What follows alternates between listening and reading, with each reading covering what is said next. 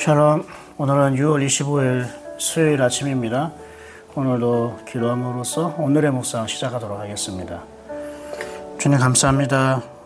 오늘 지금 저희들에게 하루를 살아갈 수 있는 날을 허락하여 주옵시고, 그리고 주님을 바라볼 수 있는 눈과 주님의 소리를 들을 수 있는 귀도 열리게 하시니 감사합니다. 오늘도 주님의 말씀이 나의 오늘 하루의 목적이 되게 하시고 방향이 되게 하시고 방법이 될 수 있게 하여 주시옵소서. 주님의 말씀을 내 마음에 품고 모시고 살아가는 것이 나에게 가장 큰 기쁨과 즐거움이 되길 소망합니다. 형식적인 시간이 아니라 주님을 만나고 주님과 사귀는 그런 거룩하고 경건한 시간이 될 수 있게 하여 주시옵소서. 또한 이 시간이 오늘 하루에 가장 멋진 시간이 되게 하시고, 그리고 이 시간이 오늘 내 영혼이 평안하고 또 안식을 누릴 수 있는 그런 기틀이 되게 하여 주옵소서. 예수님의 이름으로 기도합니다. 아멘. 조금 전에 여러분이 올려드린 열왕기하 13장 말씀 다 읽으셨습니까? 여러분은 열왕기하 13장 말씀을 통해 하나님의 어떠한 음성을 들었고, 또 나에게 하신 하나님의 말씀이 뭔가 뜻이 무엇인가 혹시 생각해 보셨습니까? 오늘 저에게 13장 말씀은 여러 가지 그 이야기도 나오지만 가장 큰 사건은, 내용은 엘리사가 이제 죽는 것이죠. 엘리사가 오랫동안 북이스라엘의 선지자로서 살아왔다가 오늘 13장에 이르러서 엘리사가 하나님의 부르심을 받습니다. 이런 엘리사의 그런 죽음 가운데에 제가 깨달았던 것들, 묵상했던 것들도 좀 나누고 싶습니다. 먼저 1절 보실까요? 유다의 왕 아하시아의 아들 요아스의 제23년에 예후의 아들 여호아스가 사마리아에서 이스라엘 왕이 되어 17년간 다스리며. 요아스 유다 왕이에요. 요아스는요, 유다도 요아스 왕이 있고 이스라엘도 요아스 왕이 있어요. 이런 부분을 헷갈리지 않으면 됩니다. 이거 유다 요아스 왕이 제23년. 유다 요아스는 7살 나이에 왕이 된 사람이죠. 어제 우리가 그걸 나눴었고요. 23년이면은 바로 어제 11개 12장에 요아스 왕이 예루살렘 성전을 수리하라고 제사장들에게 지시한 그 내용이 나오지 않습니까? 그러니까 여호와 성전을 수리한 그때에 그 북이스라엘의 여호아스가 왕이 이렇게 세워집니다. 근데 그 여호아스의 아버지가 예후죠. 예후는 북이스라엘의 악의 고리, 악의 순환을 끊어내는 하나님 보시기에 바르게 행한 하나님이 기뻐하실 만한 그러한 왕이었습니다.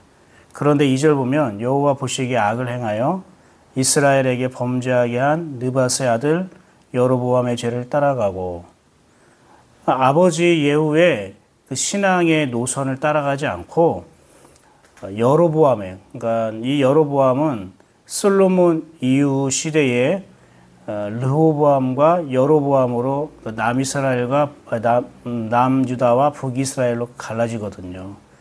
그러니까 북이스라엘의 첫 번째 지도자 왕이 여로보암인데, 이 여로보암이 여호와 보시기에 악을 행하고 살았거든요.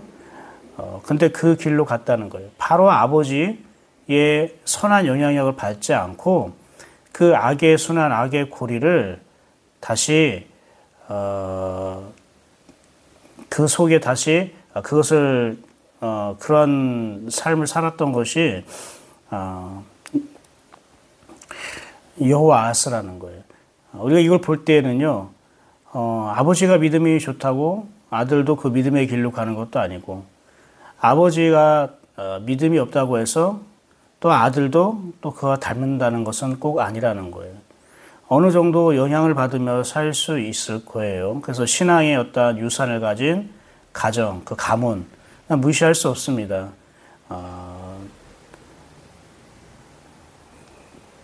그러나 꼭 그것이 비례하지는 않는다는 거예요. 결국은 신앙은 개인이 하나님께 어떠한 반응을 하느냐 이거에 달려 있거든요. 그런데 이 여호아하스는 아버지 신앙의 영향을 받아서 하나님께 반응한 게 아니었고, 그는 오히려 어떤 세상적인 것에 반응을 하기 시작했더라는 것이죠. 신앙의 유산이 중요한 거는 자기 자손들에게 선한 영향력을 끼침으로 그들이 하나님께 반응하고 하나님의 말씀을 붙들고 살 수 있는 그러한 도움, 그런 역할을 해주기 때문입니다. 그러면서 우리가 이것을 보여야 돼요. 내가 잘 믿어서 그 보상으로 우리 자녀들에게 축복이 임했으면 좋겠다. 우리가 그런 생각을 많이 할 때가 있지 않습니까? 그래서 우리가 뭐 3대가 덕을 쌓아야 무엇을 한다. 뭐 이런 우리가 말도 있는데요. 우리 기독교인들은, 하나님을 믿는 사람들은 그러한 것을 믿고 따라가는 게 아니라 우리는 나에게 오신 하나님을 바라보고 살아가는 것, 각자가 나에게 오신 하나님을 바라보고 살아가는 게 기독교의 핵심이에요. 그게 중심입니다. 그래서 우리는 우리 자녀들로 하여금 하나님을 바라보고 말씀을 붙들고 말씀을 생각하며 살아갈 수 있도록 도와줄 수는 있어요. 안내하고 인도하고 가르칠 수는 있습니다. 그러나 그 가르침을 받아들이지 않는다는 것은, 그 가르침을 받아들이고 안 받아들이고는 자녀들의 몫이에요. 자녀들의 선택입니다. 우리가 그렇게 자녀들을 위해서도 기도를 해야 됩니다. 그러면서 여러분 6절 보십시오. 6절. 하나님께서, 그러니까 어떤 일이 벌어지냐면 하나님께서 그 북이스라엘에 옆에 있는 아람 나라를 통해서 압박을 줍니다. 4절 보십시오. 아람 왕이 이스라엘을 학대함으로, 이렇게 되어 있죠. 학대라고 되어 있는데 누르다, 압박하다라는 뜻입니다. 그러니까 이스라엘 백성이 그때 어떻게 합니까? 간절하게 또 구합니다. 그래서 하나님이 또 그 이스라엘을 어떻게 합니까? 불쌍히 여기십니다. 그렇죠? 불쌍히 여기셔요. 한번 볼까요? 여호와께서 이에 구원자를 이스라엘에게 주시매. 구원자를 이스라엘에게 주셨어요. 이스라엘 자손이 아람 사람의 손에서 벗어나 전과 같이 자기 장막에 거하였으나. 그러니까 자기 장막 안에서 평안하게 살았다는 거예요. 아람의 압제, 압박, 학대로부터 벗어나서 평안함을 줬다는 거예요. 그런데 6절 보십시오. 그들이 이스라엘에게 범죄하게 한 여로보암의 집에 죄에서 떠나지 아니하고. 그렇게 하나님께서 그 고통과 그런 압제로부터 벗어나게 해주셨지만 여전히 그들은 여로보암의 그런 악한 죄를 떠나지 않았다라는 거예요. 그리고 여전히 사마리아 말하면 그들의 성전을 말하는 거예요. 그들의 성전에 아세라 목상, 그러니까 이방 여신이죠. 그것을 그냥 두었더라는 거예요. 무엇을 말합니까? 하나님부터 은혜로 자기들이 변화된 삶, 아니면은 자유의 삶을 누리게 되었지만 그들은 그 하나님을 붙잡지 않았다라는 거예요. 여전히 악한 습관, 그냥 세상을 붙들고 살고 있었다라는 거예요.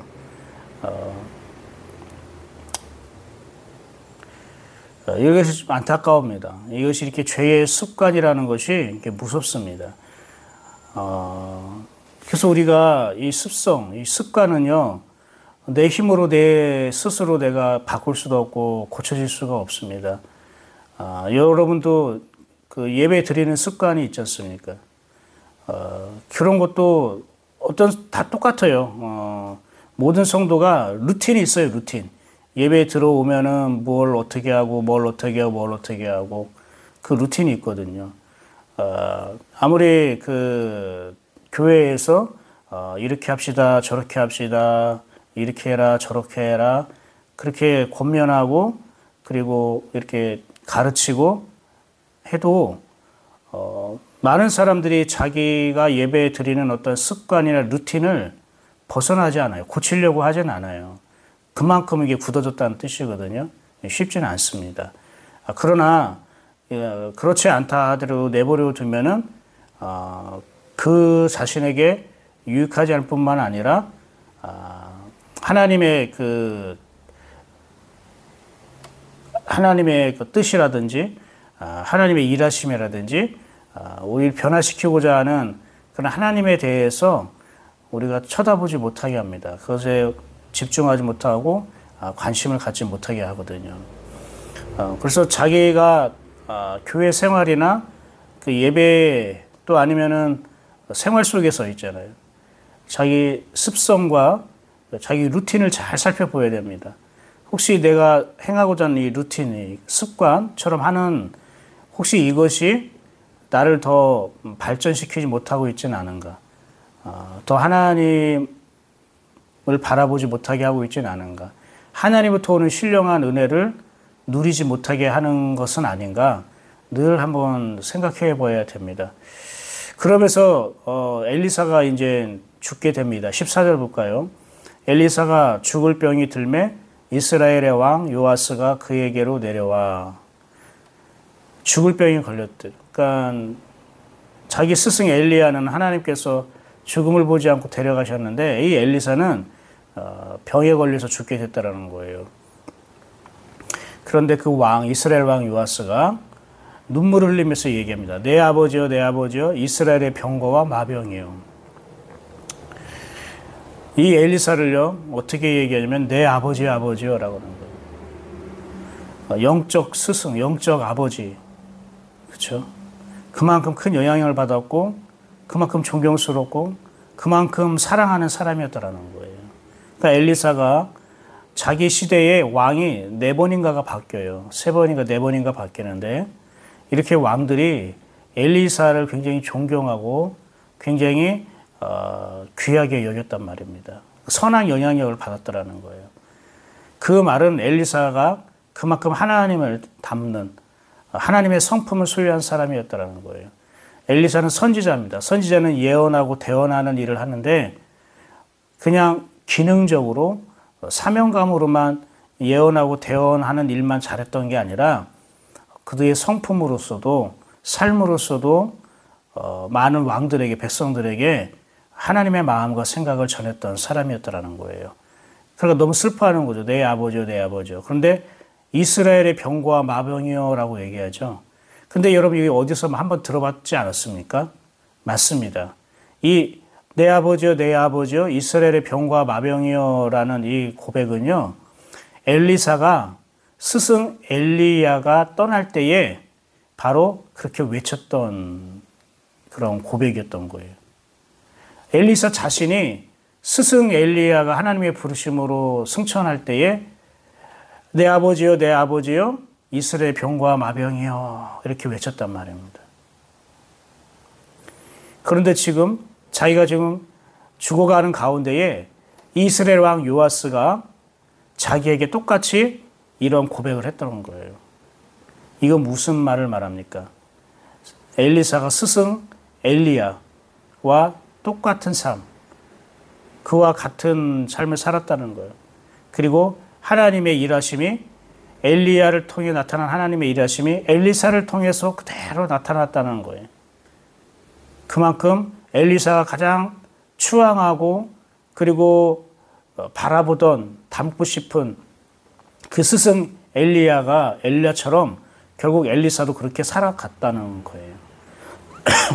하나님이 그렇게 하신 거죠. 엘리사가 막 노력하고 애써서 된 게 아니라 하나님이 엘리사로 하여금 엘리야와 같은 능력으로 그런 삶으로 살게끔 하셨다라는 거예요. 그러니까 그 무슨 말이냐.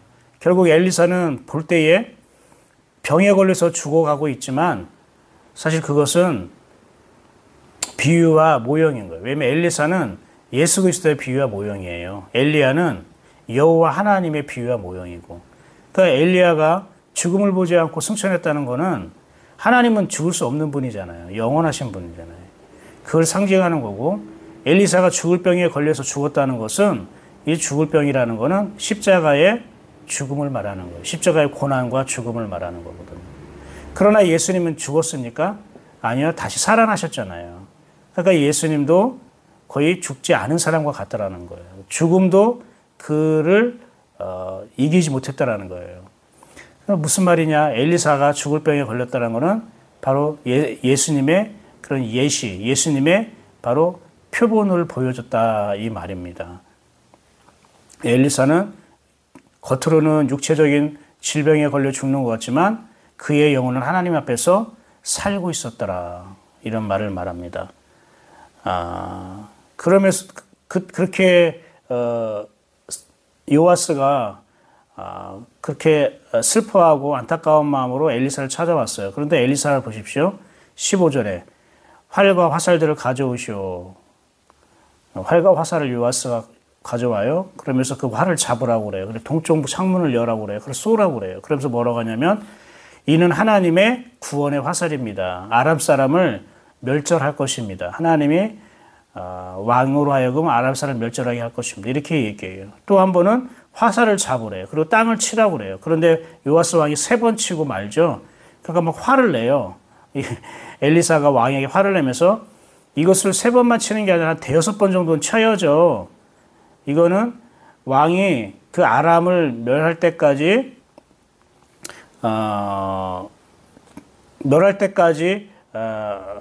멸하게 하는 그런 숫자다라고 얘기를 합니다. 자, 저는 여기서 무엇을 깨달았냐면요. 이런 마음이 들었어요. 엘리사는 비록 죽을 병이 걸렸지만 끝까지 하나님의 뜻과 섭리를 전했다라는 거예요. 여러분, 죽을 병에 걸리면 어떡합니까? 어떤 자기가 일하던 거라던가 굉장히 자기가 하고 있다는 것들 의미가 없지 않습니까? 그런데 엘리사는요, 자기가 죽을 병에 걸렸음에도 불구하고 끝까지 선지자로서 하나님의 뜻을 전하고 하나님의 말씀을 예언하고 가르치는 것을 멈추지 않았다라는 거예요. 다른 말로 말하면 죽을 병에 걸렸지만 하나님의 음성을 놓치지 않고 또 자기 사명을 잃어버리지 않았다라는 거예요.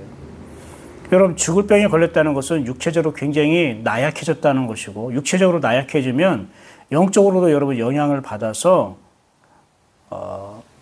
건강하지 못할 수도 있어요.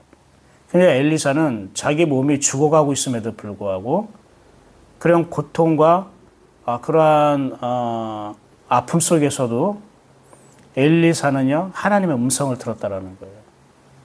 그래서 그 왕으로 하여금 화살을 가져오라고 하고 쏘라고 하고 땅에 두드리기라고 하고 하나님의 말씀을 대언하는 거. 하나님이 이렇게 일하실 것이라는 것을 이 요아스 왕에게 바로 가르치고 있는 거예요. 여러분, 사람들이 육체적으로 연약해지고 병들면 자기 자신을 주목하게 하잖아요. 그죠? 자기 중심으로 생각하고 말하고 수밖에 없잖아요. 그런데 엘리사는 병들어가는 자기 자신을 주목하게 하지 않고 하나님의 행하심에 주목하게 한 거예요. 이 요아스 왕으로 하여금. 왕이시여, 죽어가는 나를 보고 슬퍼하지 말고 하나님이 왕을 통해 어떻게 행하실 것인가를 그 하나님께 관심 갖고 하나님의 뜻과 일하심에 집중하십시오. 나에게 집중하지 마십시오. 당신은 하나님을 바라봐야 됩니다. 죽어가는 나를 주목하지 말고 당신 안에 계신 하나님을 주목하십시오. 엘리사는 바로 왕에게 그것을 심어주고 싶었던 거예요. 선지자로서의 사명감일 수도 있지만 그만큼 끝까지 하나님의 뜻, 하나님의 마음을 그는 품고 있었더라는 거예요. 그러므로 인해서 이 요아스가 스승, 영적 아버지 엘리사가 죽어가는 어떠한 그 죽음에 매몰되지 않고 하나님을 바라보게 되는 거예요. 이게 참된 영적 스승이고 지도자입니다. 나를 바라보지 말고 그대들 안에 계신 하나님이 어떻게 일하시고 말씀하실 것인가, 하나님의 행하심을 집중하시고 주목하십시오. 자기 자신에게 주목하게 하는 사람은 영적인 리더가 될 수 없어요. 우리 성도들도요, 성도들이 자꾸 나를 알아주고 내 마음을 이해해주고 나를 위로해주고 내 말에 귀 기울여주고, 우리 성도들도 자기 자신을 주목하고 보게 만들게 할 것이 아니라 각자가 서로 안에 계신 하나님을 바라볼 수 있고 하나님께 주목할 수 있도록 하는 사람이 바로 하나님의 음성을 듣는 사람이고, 그런 사람이 선한 영향력을 끼치는 사람입니다. 그게 건강한 공동체예요. 리더는 따르는 사람들에게 하나님을 바라보게 하는 것이고요. 보스는 따르는 사람이 자기를 주목하게 하고 자기 말을 듣게 하는 것입니다. 여러분은 가정에서, 또 교회에서, 사회에서 리더의 성품으로 삽니까? 보스의 그러한 성품으로 삽니까? 예수님은 보스입니까? 성품입니까? 리더입니까? 예수님 리더였죠. 자기를 따라오라고 하잖아요. 자기가 본을 보이셨잖아요. 근데 보스는 뭡니까? 돌격 앞으로 하는 사람이에요. 자기 따르는 사람들을 자기 앞에 내세워서 총알바지하게 하는 게 보스예요. 자기는 뒤로 빠지고. 자기가 자신이 중요하다는 거죠. 엘리사는 이렇게 죽어가는 가운데에서도 이렇게 자기 자신이 아니라 하나님께 집중하고 주목하게 만들었다는 거예요. 참 도전이 되고 저에게 굉장히 저에도 닮고 싶어 하는 그런 모습입니다. 그러한 제가 될 수 있도록 기도해 주십시오. 이만수 목사가 자기를 주목하고 집중하게 하지 않고 성도들로 하여금 살아계신 하나님께 주목하고 집중하게 만드는 하는 그런 리더가 될 수 있도록 기도해 주시길 바랍니다. 또 하나 여러분 좀 약간 이해가 안 되는 게 있어요. 이렇게 엘리사가 장사 치렀어요. 그래서 그 무덤 그곳에 안치했는데 어떤 그 도망가는 사람들이 그죠? 도적대가 왔는데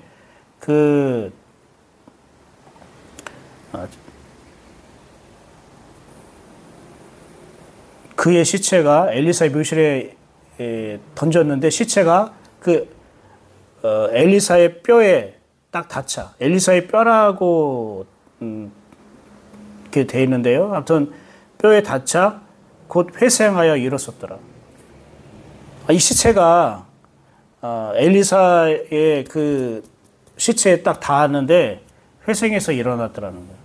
여러분 이걸 어떻게 일어날 수 있습니까? 어떻습니까? 이것도 사실은 부활의 주님, 부활의 능력을 우리에게 말하는 건데요. 이 시체는 죽어있는 영혼을 말하는 거, 죽어있는 상태. 우리가 적용할 때는 믿음과 영혼이 죽어있는, 영적으로 타락한 사람을 말하는 거예요.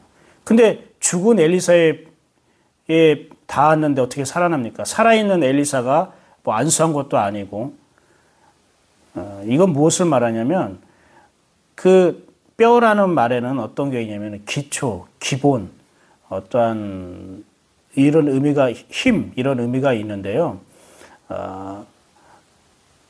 엘리사의 뼈, 시체, 거기 자체에 영향력이 있다는 게 아니라, 하나님은 죽은 그 엘리사를 통해서도 이렇게 일하신다. 근데 왜 죽어있는 엘리사를 통해서도 일하실까? 이렇게 우리가 생각할 수도 있지 않습니까? 이거는 하나님이 엘리사를 그만큼 귀하게 여기시고 아끼시고 어떤 사랑하셨다는 그런 것을 우리에게 나타나고 있더라는 거예요. 엘리사는 죽어서도 일하네? 어떤 이런 의미가 아니라 하나님의 어떠한 역사하심, 엘리사를 통해 역사하시는 그 은총. 무슨 말이냐? 엘리사의 죽음을 통해 다른 영혼이 살아났다는 걸 말해요. 봐요. 예수님도 죽으심을 통해 우리가 많은 영혼들이 구원을 받았잖아요. 한 알의 밀알이 땅에 떨어져 죽지 않으면 많은 열매를 맺을 수 없다라고 한 것처럼 예수님이 내가 죽어야 하리라 이렇게 얘기하잖아요. 그걸 말하는 거예요. 예수 그리스도의 죽음을 통해 많은 지옥 갈 많은 사람들이 구원을 받았다. 그들의 영혼으로 살아났다. 이걸 바로 예표하고 있는 말씀입니다. 오늘 말씀은 이렇게 마무리하겠습니다. 오늘 저에게는 이 엘리사가 죽어가는 병든 과정 속에서도 어떻게 보면 자기 중심적이고 이기적이고 어떤 자기 자신을 챙기고 싶은 마음이 있겠지만 엘리사는 끝까지 왕으로 하여금 하나님을 바라보게 하고 하나님을 붙들게 하였습니다. 그만큼 어떤 삶의 고통과 삶의 고난과 그런 아픔 속에서도 엘리사는 하나님께 반응하고 하나님의 음성을 듣고 살았다는 것입니다. 저와 여러분이 이렇게 되길 소망합니다. 여러분이 어떠한 삶의 어려움이 있고 환경이 있고 역경이 있을지라도 심지어 엘리사처럼 죽을 병에 걸렸다 할지라도 우리는 하나님의 음성을 듣지 못하는 게 아닙니다. 그럴 때일수록 우리가 하나님의 음성에 주목하고 살게 된다면 이렇게 하나님은 놀라운 은혜와 능력으로 함께 하실 것입니다.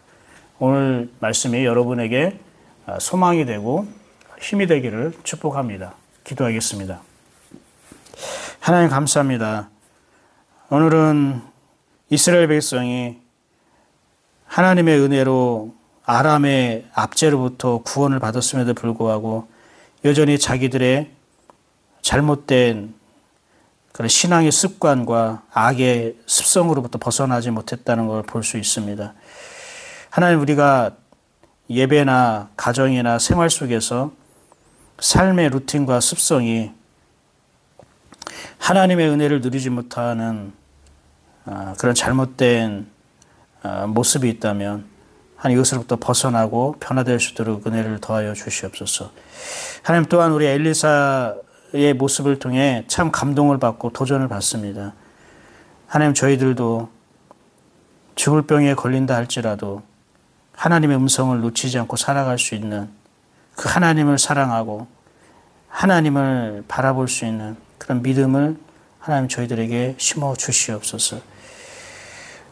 하나님의 중요한 거는 하나님입니다. 우리가 중요한 게 아니라 하나님입니다. 우리가 하나님 안에 거할 때의 참된 안식을, 평안을 우리가 누릴 수 있다는 걸 다시 한번 우리가 새기게 하여 주시옵소서. 예수 그리스도 이름으로 기도드렸습니다. 아멘. 오늘 또 주님과 동행하는 승리하는 삶을 살기를 축복합니다. 오늘은 저녁에 수요 예배가 있죠. 지난주부터 주님을 보게 하시는 것을 보지 못하게 하는 이유라는 제목으로 이렇게 말씀을 전하고 있습니다. 오늘은 두 번째 시간이죠.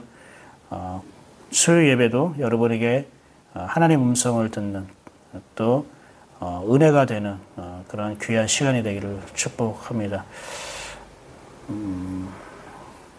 좋은 하루 되십시오. 샬롬.